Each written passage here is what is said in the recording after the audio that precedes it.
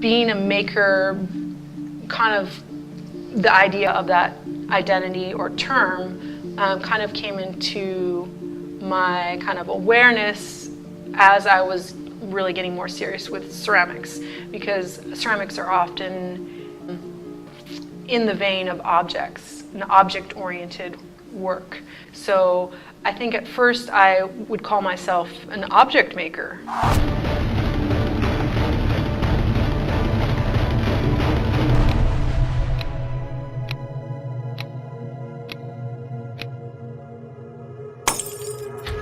So tell us about the impact that your parents had on your art, on your being an artist. Yeah, I would say it's huge.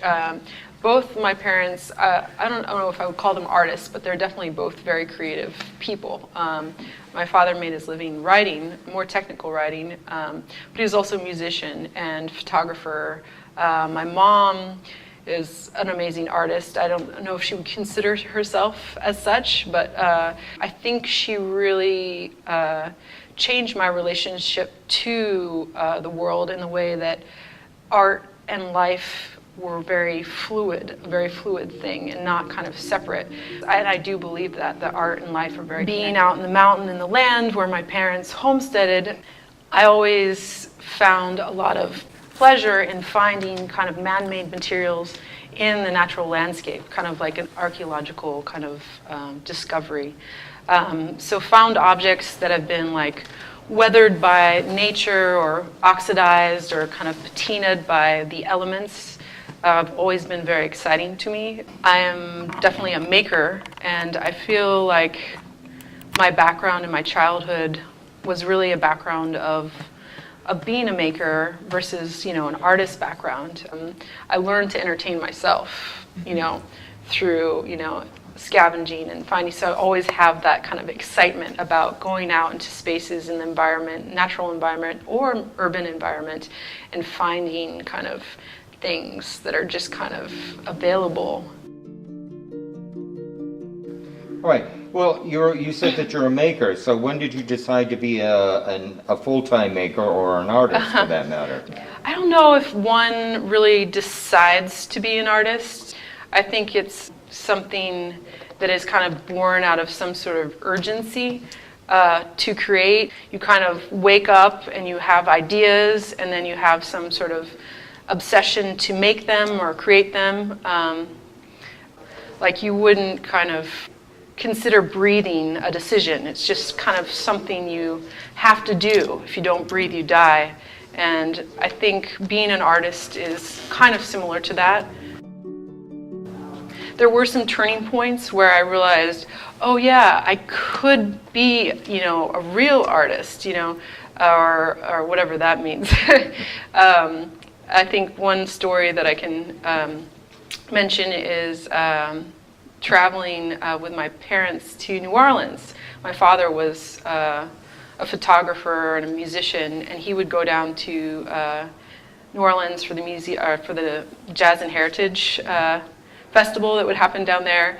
And that was just the hugest eye-opener for me, because I'd been in the woods and I'd been very isolated. So not a lot of people, not a lot of art and culture. So to go down there and see all these artists just setting up booths and putting out their wares and doing their art and painting portraits in the street, it was like a renaissance of art for me. So that's when I started putting up my drawings on the stoop. And then people were like, oh, how cute, and then I'd be like, they're for sale. And they're like, oh really? They're like, how much? And at the time I was like, whatever you want to pay. And people would be like, here's a quarter, here's $5. And I was like, whoa, $5? Yeah, I'm going to be an artist. This is great. This is definitely the ticket. So that was like definitely a poignant thing. Made a conscious decision to go to school and be an artist at definitely. that time? Yeah, well, I mean, as a child, I was kind of like, I'm going to be an artist. Art was always, and making was always kind of part of it, very hands-on.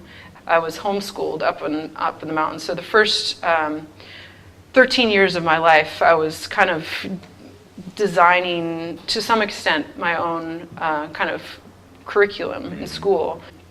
And then when I when I did finally go to public school, I did attend public school for 4 years. And that was the first time I'd been in school. You took art classes, though, for 4 years. Yeah, absolutely. So I took art classes in high school, and then I also took classes at Mendocino Community College concurrently. And then I did a long route of art schools, and then I ended up going to Bowling Green State University, which is a fine university, which is in Ohio. It has a really great art department. Mm-hmm. It's a very small art department, but it's also a teaching university. Mm-hmm. First year, I was a lab technician for ceramics, glass, and sculpture. So that was very intense for the first year. I was technician, learning to fix things on the spot, and then the second year you teach. So basically, I didn't sleep for 2 years straight. It was a very intense program, but hindsight is 2020. I definitely miss grad school. I miss that time and that kind of dedicated space, and especially miss being around people who are motivated by similar things. Can you tell us what artists impacted your work?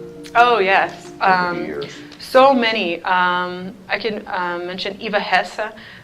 She's an artist, a pioneering sculptor and installation artist from the 60s. She died very young, but had a really prolific career, a very short career. But she was very experimental. She started using materials that had never been used before in sculpture, new materials like latex, like resin, fiberglass. So when you are exploring new territories, that leads you to the high possibility of failure. And I think that is the difference between an artist and like a good artist. But great artists are consistently going to territories they haven't been before and risking everything and are not afraid to fail. And I think that failure makes someone a great artist. Another artist that just hits it out of the ballpark is a woman, Chiharu Shioto. She's a Japanese artist that just became known. I think she was in the Venice Biennial of 2015 or 2016, and she did this fantastical installation with all this red string that's cascading down with keys, and then underneath are these wooden boats. And it's the most beautiful, like, visceral, sensory experience. You have to see it. You just have to go look her up. I think the installation is called A Key in Hand. One of my heroes of installation work is an American artist named Sarah Z. And she does these incredible installation, site-specific work using everyday objects to create these landscapes in space, and it's like entire universe with Q-tips and little plastic trash stuff, and she's like absolutely transforming the material. It's not just like trash on the wall and you're like, it's art, it's all relative. Well, tell us about your artistic process. Yeah, well, I've been working with clay for about 22 years on and off. I also use other materials, but clay is kind of central in my art making process, and it's one of my favorite materials. But I would say I'm definitely a material girl. I'm very moved by materials. I feel like materials often have this potential that's so exciting. So, like when I find an object, it's like falling in love, It's got endless potential. There's all these possibilities. I want to see what happens when I take it here, or I want to show it this, or I want to see what happens when I combine it with another material. And then that's like the honeymoon phase, right? So, and then there's a period where you've like taken that object and you've sanded it for 40 hours and now it's falling apart, and you realize you had to reattach it to itself with this really laborious, time-intensive kind of process, and you're kind of like, oh, do I really want to get into this relationship? Should I work on this relationship? Do you continue, or do you just kind of abandon it back into the part yard? So I definitely have a huge part yard. Any advice for young artists? I think the biggest problem that artists encounter is that you really have to be intrinsically motivated. So like if you're waiting for someone to tell you you're doing a good job and pat you on the back, and that if you need that to make work, then you're not going to. Great artists are consistently going to territories that they haven't been before and risking everything and are not afraid to fail. And I think that failure makes someone a great artist.